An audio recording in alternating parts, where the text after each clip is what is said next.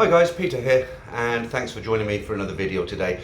So I just wanted to kind of check in with you guys, give you a little bit of an update what's happening. I'm coming to nearly the end of my trip. This is actually the last day.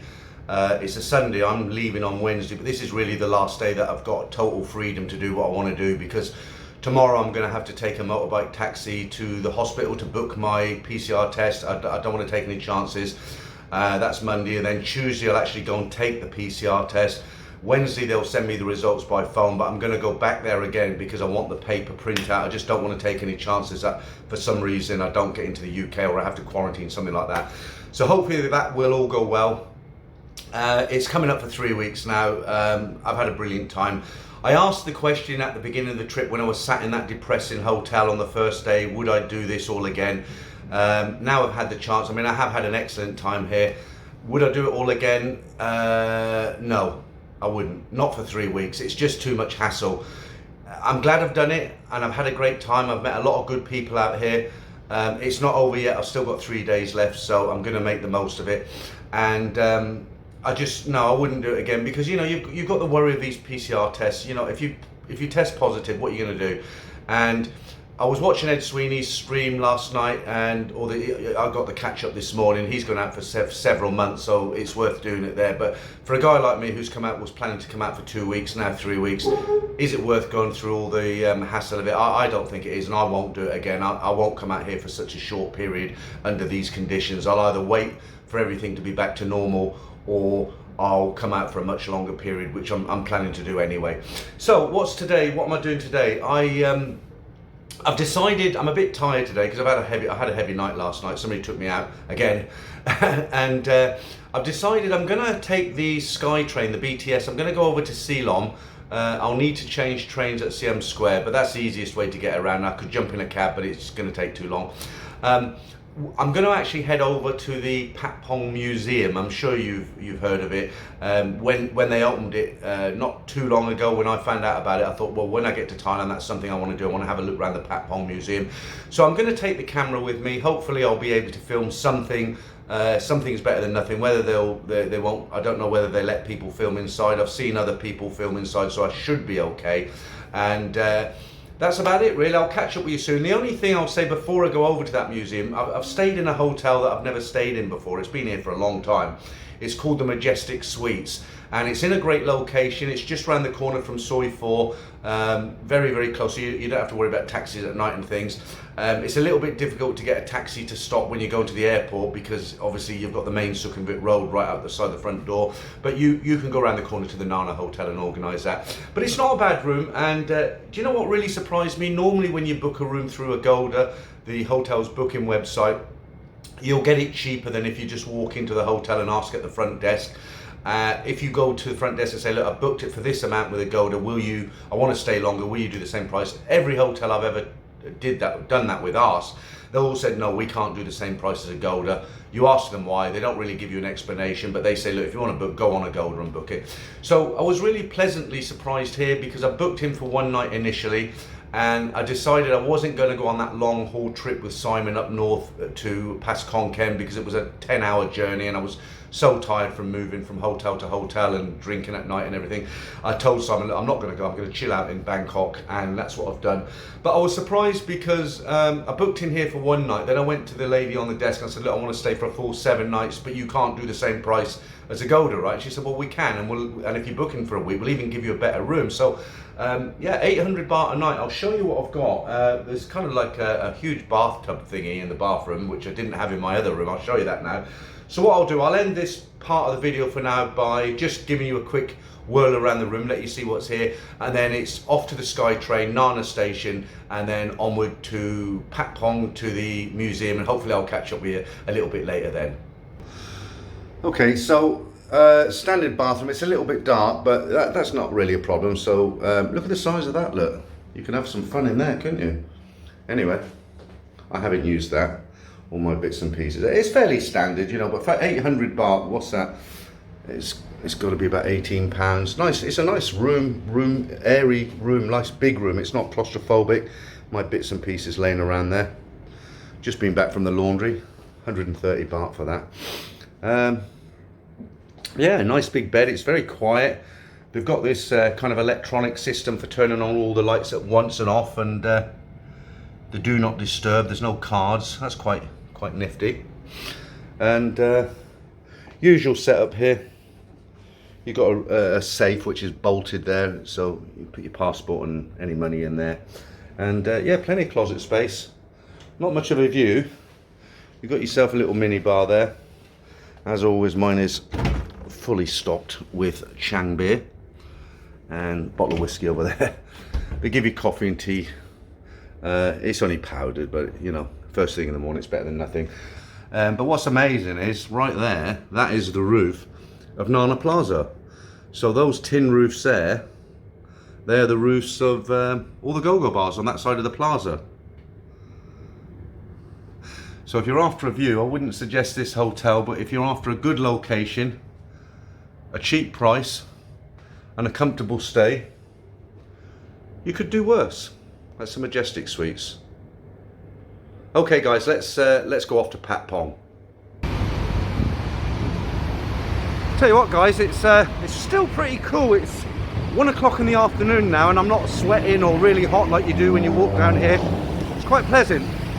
So I'm now on my way to the SkyTrain, the BTS, and we'll catch up soon.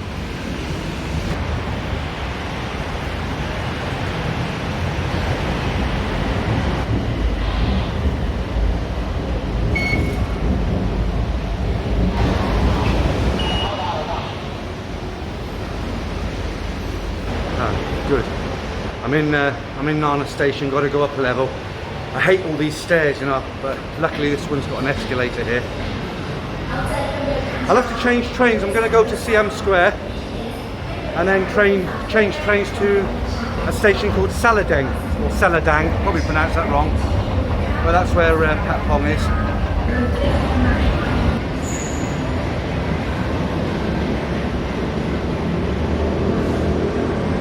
Okay, luckily not too long of a wait. I do believe there is a train approaching behind me. Let's get the train, guys.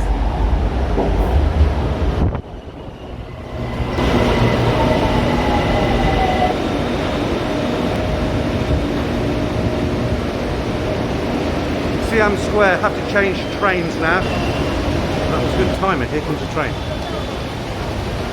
Very busy. Okay guys, if you do this journey to Patpong by SkyTrain, make sure you take exit 1. So you'll be on the right side of the street, which is where I'm heading now, exit 1.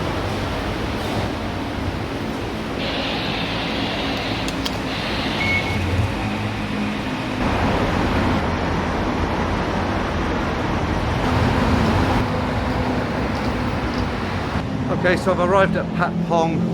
Okay, obviously it's dead at the moment in the evenings, as you've seen from my very early video when I arrived here. Should have looked up exactly where this museum is. I think it might be down here. Let's have a look. There are several sois, and lo and behold, look what's behind me. It's the Patpong Museum. Let's go and take a look. Okay, so I've arrived. I'm allowed to film apparently, so I'll get what I can. I'll just swing this round and you can see where I am. I'm actually at the entrance to the Patpong Museum. I'm actually looking forward to this. Let's see what's inside. Right guys, I'm inside the museum. I've actually got a guide here, Kunsaki. How are you? You've been to America, right? Right, in New York. Can I shake your hand? I know we shouldn't really, should we? 1969. 69, I was only 9 years old, so that was a long time ago. That's good stuff you are. Right, shall we go inside and see what it's all about? Right, okay. Okay, great. Plan $3,000. Right. And we also have the tramps. Yeah. Tramps with two companies from Denmark. Okay. From Denmark. And 11 tramps way around the old town of Bangkok. For the neutralist government, in order to avoid Laos falling under communist domination. As far as American manpower in Laos is concerned, there are none there at the present time on a combat basis. But we do have aerial reconnaissance. We do have perhaps some other activities. I won't discuss those other activities at this time. Our security agency was a military operation for people listening in on other countries. You know, Americans love to listen in. In God we trust, although we monitor, you see. In fact, this pin, I don't know if you can see it, but the bin has an eagle's claw grasping lightning, and that was us listening to, landlines are also listening to the airwaves. Those days we had secret agreements for several years, even after we left the military. A cover story, if I was ever asked in a Patpong Road bar, for example, what do you do? I always say I was a freelance typewriter repairman. Well, that was very unfortunate. I was getting into that film. It's about 13 minutes long. If you ever visit here, I do recommend you watch it, because what it actually was is the build-up of troops and how Patpong came to be used by the military as a R&R relaxation. It would have got onto that, but unfortunately, usual story with YouTube, I had to cut the video short because music started playing in the background. It's all copyrighted music. They would have deleted it, so I've had to cut it short. But if you ever do visit the museum, I do highly recommend that you watch the film. I was getting into it. I'm going to go back in and watch it now, but I won't be able to record it, and then I'll come out and record the rest of the museum for you guys. Was used 1950 to 1982. Okay, where was that used? In hotel, Plaza Hotel, in front there. Ah, okay, yeah, I know. In front of Mountain Hotel. Yeah. That's how the shop house was built. Okay, By those years. And this Madrid bar, it's gone now. About 2 weeks she closed for 52 years. Madrid bar, where those say Some of the girls from yesteryear. and here's also CIA. Oh, in Madrid. CIA. In Max Lounge. Yeah. Yeah. Madon Bento, the ugly American, 1953. Yeah. And Coca-Cola from 1949, this propaganda from American. So what this is a model of Patpong 1, and it was used in the set of The Deer Hunter that was filmed here. They couldn't actually film it where they wanted to film it, so they actually filmed it here in Patpong. But what's interesting about it is all the original signs are on the buildings now, as you can see, but they had to change all the signs to make it look like Vietnamese. They were in Vietnam, and this model has been replicated to give you an idea of what it was like. It's quite interesting. Okay, and I'll come back out of here. I did ask the guide about this, the apocalypse. Apparently this was filmed, Apocalypse Now, this was filmed in the Philippines apparently, but there's an American rifle there and an AK-47 there. Don't know if they're real or replicas, but they look real. Great little model.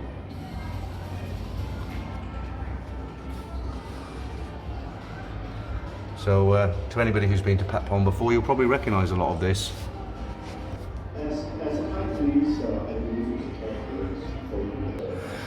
Yeah, I don't know if you know, guys, but David Bowie visited here, and he did actually go to one of the go-go bars. It was Superstar. I'll just show you where that is on the model down here. So that's a replica of the bar that David Bowie went into. Okay. Do you remember the TV program The Serpent, about the guy who murdered the backpackers? There's a lot of good information. I can't basically tell you all about it here. These are original newspaper cut-ins. If you do actually visit this museum, you can read. There you go, the Bangkok Post there. You can read about this terrible guy, what he did. And if you haven't seen The Serpent, I suggest you watch it, because it's a very good. Very good series. He actually lived over here, didn't he, somewhere? Right. You showed me, whereabouts was his? Where? He lived here, Granite House. Okay.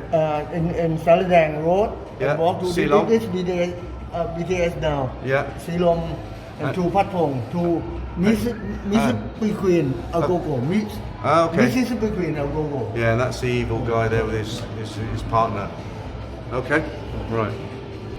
So guys, this was the first go-go bar to open in Patpong. It opened in 1969. It was opened by a American... Rick Maynard. Richard Maynard. Okay, was he a pilot? Yeah, American pilot from the Vietnam War, yeah. And we're now going into an area where you have to be actually over 18 to go in here. I'm sure most of my viewers are. Yeah, okay, so let's go and see what's in here. Welcome to... Okay, you've got a replica of a bar here. This looks actually... This looks pretty amazing, actually. Muhammad Ali? I wonder where she is now. hopefully married with a family, had a happy life. Okay, so this is pretty amazing. So my guide today, he was actually a manager for the first guy who opened up the first bar in Patpong. I'll tell you what, let him tell us a story. He'll tell it a lot better than I. In 1934, I was studying in one university in Soy 23, or Okay, Soy yeah. Cowboy now. Before we call Soy Ratri. But when he retired from US Air Force in Udon Thani, Yeah. a friend of mine, he's very tall, about 2 meters high. His name is LT Edward, Yeah. Cowboy. Yeah, I've read And about then he asked me, hey Saki, let's open a go-go bar in Bangkok. I tried in Patpong, but very expensive by that time, 35,000 a month. So we found over that 23, which for a cowboy now, 6,000 baht. We rent from a lady there. The first a go-go that we put in over there. And after that, many people go down there because it's cheaper. And you were his manager, weren't you? Right, manager, and Yeah. we told it to him. What happened to him in the end? I know he was the first one to open a bar Right. in Soy Cowboy, but what happened to him? Where did he go? Now, he passed away. He passed away. What year was that? Yeah, about 5 years or 6 years. Okay.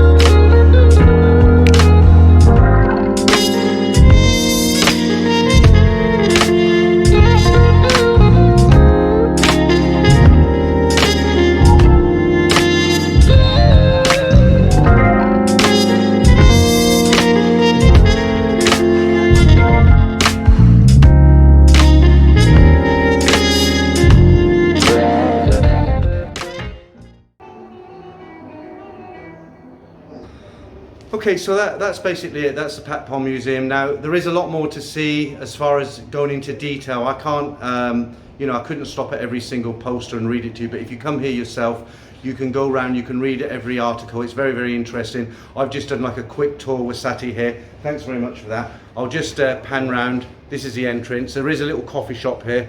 You can buy a t-shirt, souvenir, or have a coffee or a beer while you're here. But I hope you found that interesting, guys, and I highly recommend a visit to this museum. And in case you have any problem locating the museum itself there behind me, it's very easy to find. Just look for the Foodland supermarket. You can see that behind me there, and it's opposite Foodland. I'm now going back out onto Ceylon to, it's a shame really. This is such a, I could take my mask off here, there's nobody about. It's such a vibrant area, Patpong. I know it's the daytime. There's nothing going on in the day, obviously. But I know it's dead and it's kind of psychological. I've never been to Bangkok before, and Patpong has been dead. It's really weird to look at it. I did mention this, I did show this in the one of my early videos when I first arrived here, but it's daylight and there's no one about. So, if you've ever been here before, you'll recognize this. Just full of bars down each side of the street. And this whole center part of the street is a market, absolutely crammed. And believe it or not, you would have literally thousands and thousands of tourists down here. Thai people trying to earn a living. Hundreds of girls. Guys at doors trying to get you into their bars. There's none of that happening for a long time right here.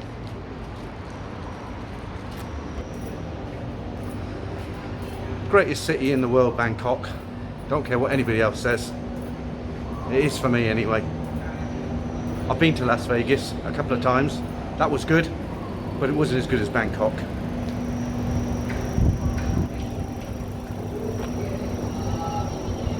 I think I'll pop my mask back on there. Look at that, look. Short time hotel behind me there. Room to rent. I bet it's been a while since they've done any business. I've staggered out of here on many a night. Good memories. First time I was here was 1992, walking down this little soi here. Still got the bag shops, and it's always had the leather bag shops behind me there. And I'm just coming on to Ceylon now. You'll see the Sky Train in a moment. And there we go. I took a tuk-tuk ride at night. Somebody said it looked like I was in one of those old Bond movies with a green screen behind me. I've decided to do it again. It's daytime, it's fun. I'm going from Patpong to Sukhumvit Soi 4, Soi C, and he's charged me 200 baht. I know I've been ripped off. I could get the Sky Train for about 50 baht, maybe slightly less, but you know, I'm in Bangkok, it's fun.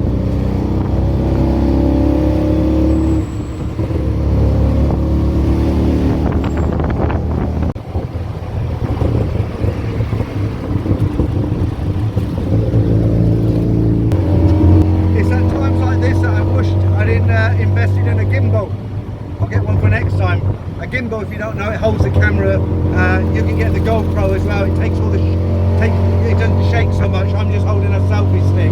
I think I mentioned before in the first video, these are they're little tricycles. The engine is a 2-stroke engine. They put out a lot of pollution. There isn't as many as there used to be. When I first arrived here in the 90s, there are more of these than there were meter taxis. You know, you've got to remember the drivers as well. You know, they can make the same amount of money in a meter taxi and they're in air conditioned.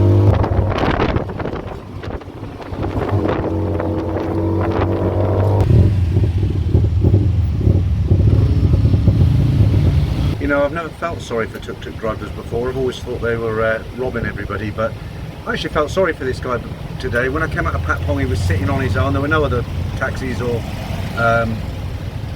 any of these tuk-tuks, and he looked like he'd sort of like been there for a while. He hasn't had a fare.